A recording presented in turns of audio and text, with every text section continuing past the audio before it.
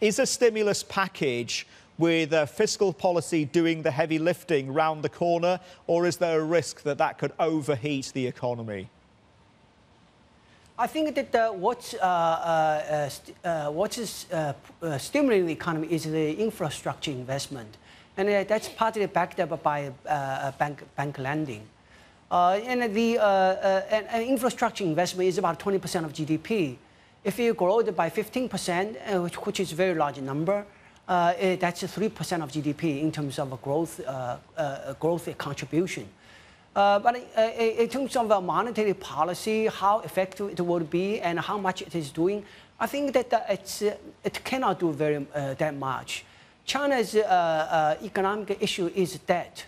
But my understanding, Andy, was that it was more targeted stimulus, so it is going into the sectors of the economy that really need it, the SMEs, for example. Isn't it more targeted and calibrated now, so therefore more effective?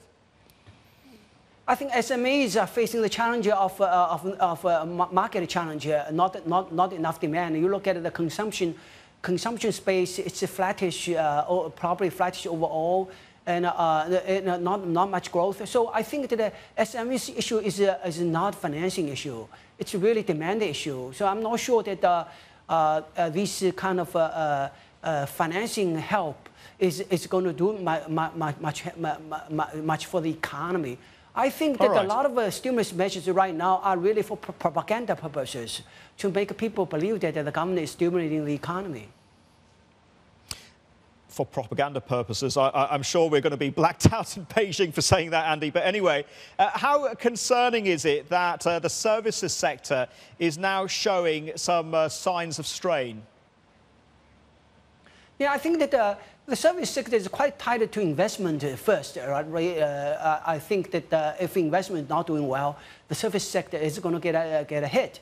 The second is that we do see that the consumer sector overall is weak.